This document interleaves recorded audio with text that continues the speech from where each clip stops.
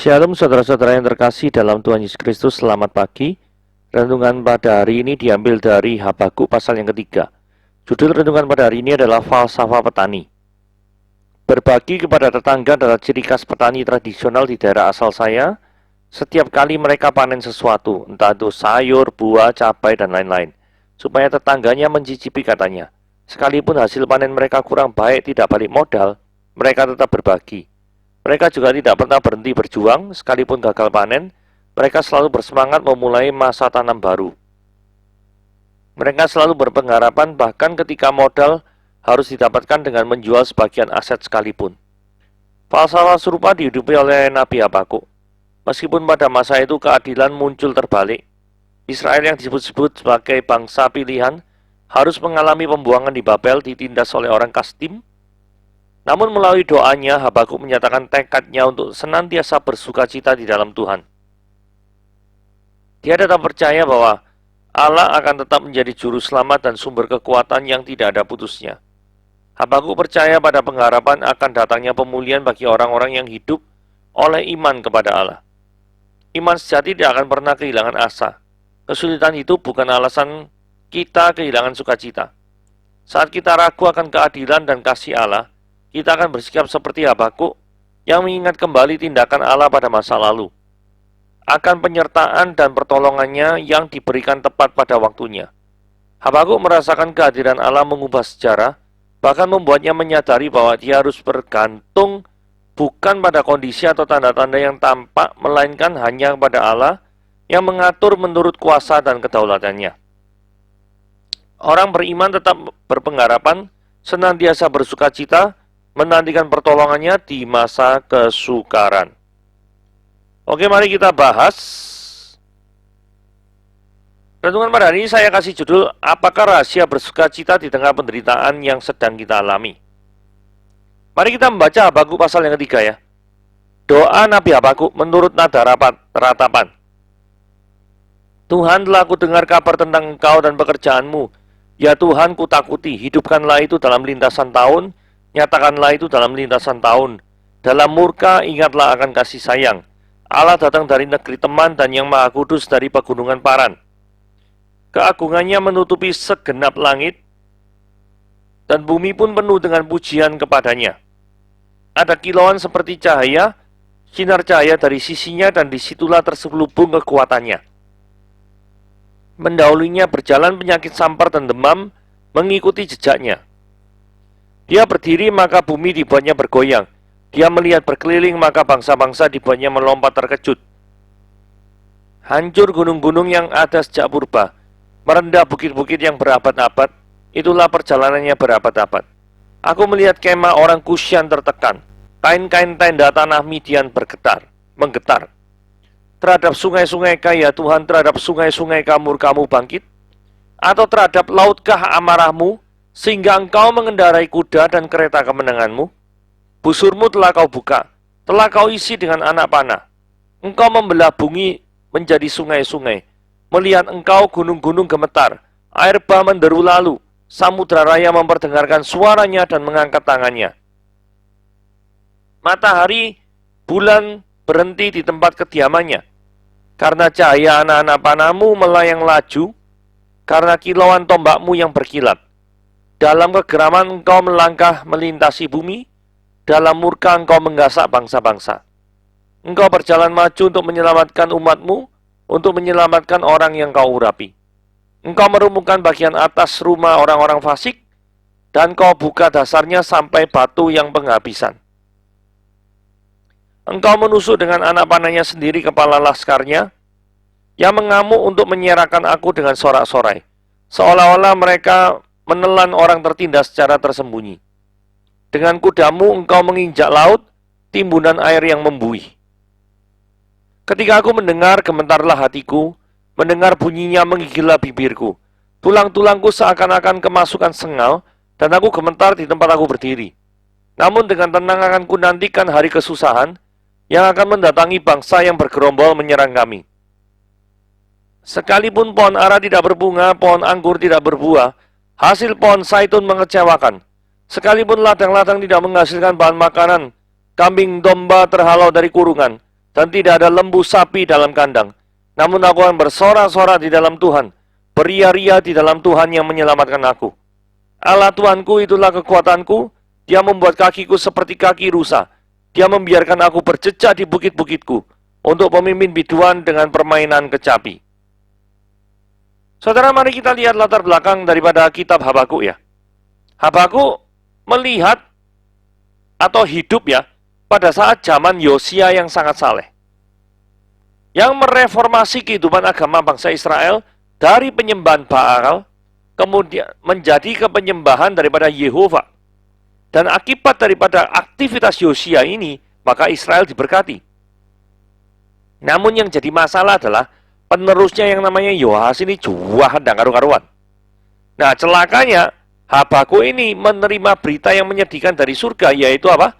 Nubuatan Yerusalem yang akan segera dihancurkan ke tangan Babel, yaitu bangsa yang sangat keji, yang lebih jahat daripada umat Tuhan sendiri. Dan benar, dalam waktu pendek sekitar lebih daripada 10 tahun semenjak Yosia itu meninggal, Yerusalem akhirnya hancur ke tangan Nebukadnezar. Oke, sekarang pelajaran dari latar belakang kitab Habakuk ya. Tuhan itu tidak akan tinggal diam ketika keadilannya diinjak-injak. Ini penting. Ketika Yoahas memerintah, maka Tuhan langsung menggerakkan Nebukadnezar untuk menghancurkan Israel Selatan. Bahkan Tuhan tidak segan-segan untuk menghancurkan bait Allah. Kenapa kok Tuhan tidak segan-segan menghancurkan bait Allah? Karena pada waktu itu, bait Allah tidak berfungsi sebagaimana mestinya. Bukan sebagai tempat kehadiran Tuhan. Imam-imam yang ada di dalamnya, itu adalah imam-imam yang tidak setia kepada Tuhan. Karakter seorang pemimpin juga sangat mempengaruhi daripada kondisi bangsa atau organisasi yang dipimpinnya. Saudara, jikalau Anda adalah orang yang bebal, orang yang semaunya sendiri, maka orang-orang tidak akan pernah menghormati Anda sebagai seorang pemimpin. Nah, ketika saudara tidak pernah dihormati, bagaimana Anda bisa mempengaruhi orang lain untuk mendukung dan mensupport daripada saudara? Tidak mungkin, bukan? Oke, yang kedua adalah keberadaan suatu bangsa yang dihukum Tuhan. Dari sini kita lihat ya, Tuhan telah kudengar kabar tentang engkau dan pekerjaanmu ya Tuhan, kutakuti. Hidupkanlah itu dalam lintasan tahun, nyatakanlah itu dalam lintasan tahun. Maksudnya apa sih? Habakuk itu memohon kepada Tuhan, supaya dalam Tuhan melaksanakan hukumannya. Tuhan itu tidak sampai untuk membinasakan daripada bangsa Israel. Ini dinyatakan dalam kalimat ini ya, dalam murka, ingatlah kasih sayang.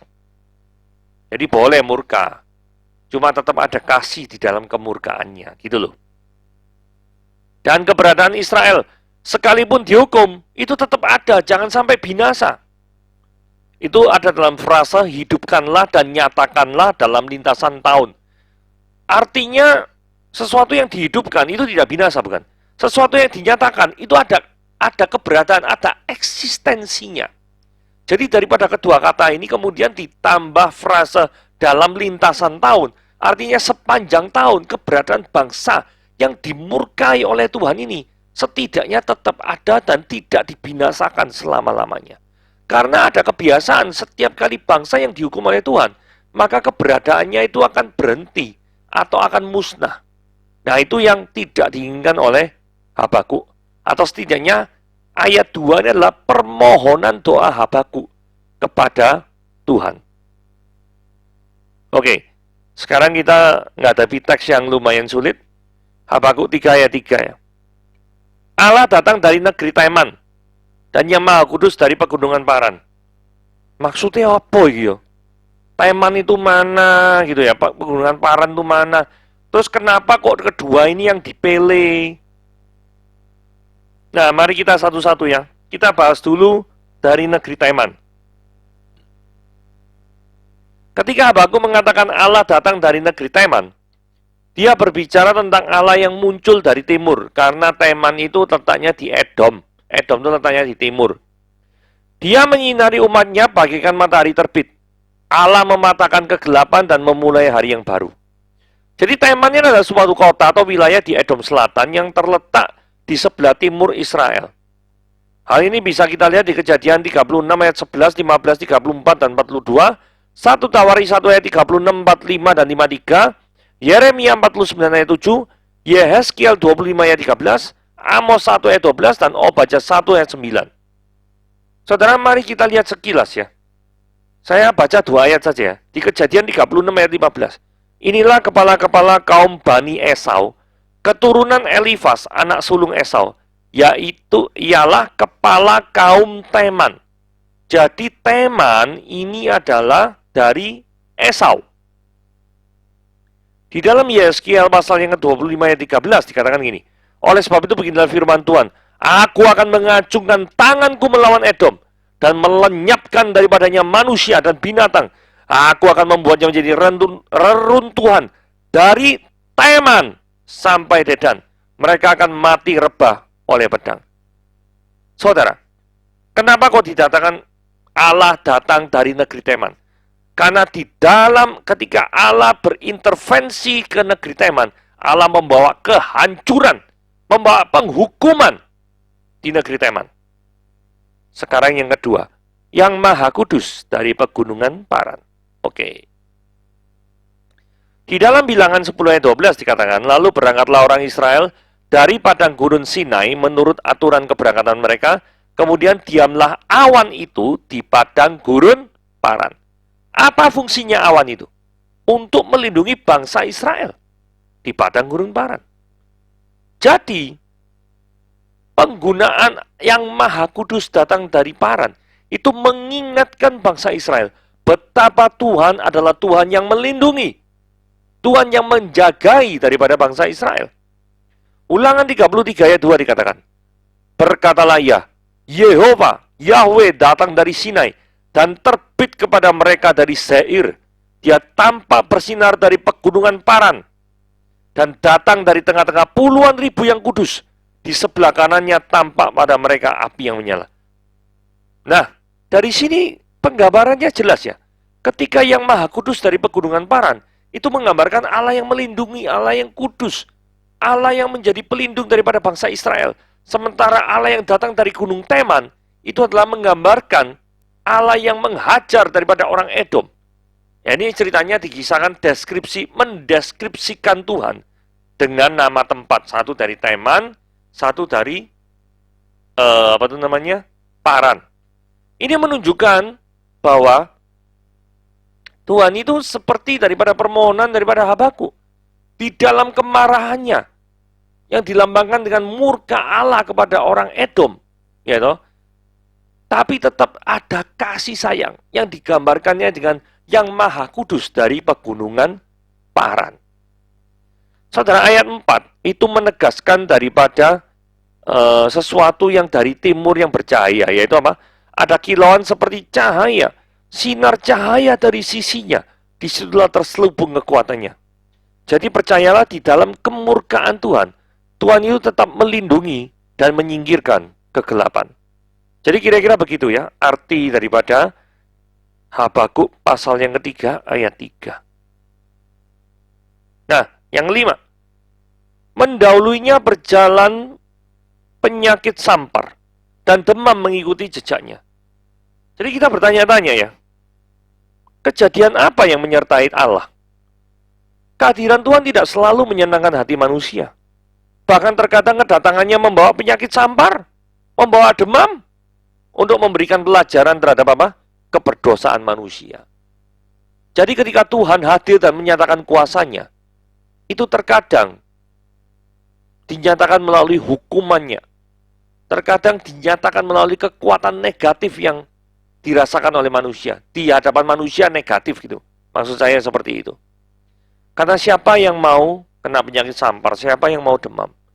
Tetapi itulah yang Tuhan nyatakan kepada bangsa-bangsa yang berdosa dan melakukan pelanggaran terhadap hukum-hukum dan perintah-perintahnya. Begitu ya.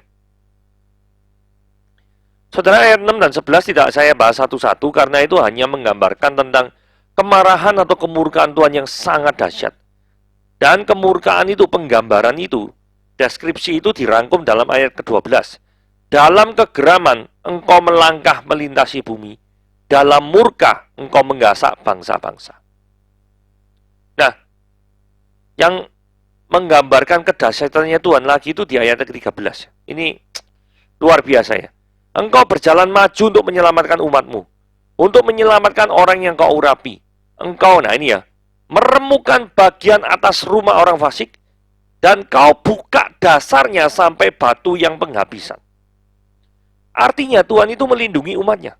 Buktinya menyelamatkan yang diurapi, toh. Yang mencintainya. Juga tidak segan, tapi sebaliknya, Tuhan juga tidak segan-segan untuk menghancurkan orang fasik secara all out. Saudara, penggambarannya dari bagian atas rumah sampai batu dasar penghabisan. Saudara, kalau lihat ini ya, sekali lagi ini menggambarkan Tuhan yang maha kasih, dan Tuhan yang menyatakan keadilannya, dan Allah yang menghukum. Ingat, tadi yang barusan kita bahas, Tuhan yang dari Teman, dan Tuhan yang dari Pegunungan Paran. Penggambarannya seperti itu. Ini bukan dua Tuhan ya, tetapi satu Tuhan. Dengan karakter yang dinyatakan berbeda kepada objek yang berbeda. Saudara, kalau kita lihat kembali ke sini, kengerian akibat pelanggaran dosa itu sangat dahsyat ya. Loh, ini bagian atas rumah sampai dasar batu penghabisan dihancurkan nih. Jadi artinya ini hancur lebur tak berbekas. Saudara, jadi kita mesti hati-hati terhadap keberdosaannya. Mesti jaga daripada diri kita, sehingga stay away from doing sins in our neighborhood, in our workplace, in our church, in everywhere, di dalam segala tempat. Jadi, menghindari perbuatan-perbuatan dosa, menjauhi perbuatan-perbuatan dosa. Oke? Rahasia bersukacita di tengah penderitaan. Nah, ini ayat yang paling terkenal sekali ya. Sekalipun pohon ara tidak berbunga. Wah. Pohon anggur tidak berbuah. Hasil pohon zaitun mengecewakan. Sekalipun ladang-ladang tidak menghasilkan bahan makanan. Kambing domba teroleh dari kurungan. Dan tidak ada lembu sapi dalam kandang. Namun aku akan bersorak-sorak di dalam Tuhan. Beria-ria di dalam Allah yang menyelamatkan aku. Saudara, ini adalah kekuatan yang sangat luar biasa, sehingga ada heran kalau ayat ini Habakuk 3 ayat 17-18 ini sangat sering dikhotbahkan ya. Jadi pertanyaan gini ya. Kenapa kok Habakuk bisa bersorak-sorak di dalam Tuhan? Sekalipun kondisi tidak kondusif. Kondisi dalam keadaan perang kok. Yang namanya kondisi dalam keadaan perang, pasti nggak ada yang kondusif. Nggak ada yang bisa menghasilkan apapun. Saudara, setelah saya renungkan, jawabannya adalah karena Habakuk mengenal siapa yang memegang sejarah dan apa yang sudah pernah dilakukan dalam sejarah. Saudara, saya ingat ketika membahas ini, saya ingat tokoh yang namanya Abraham.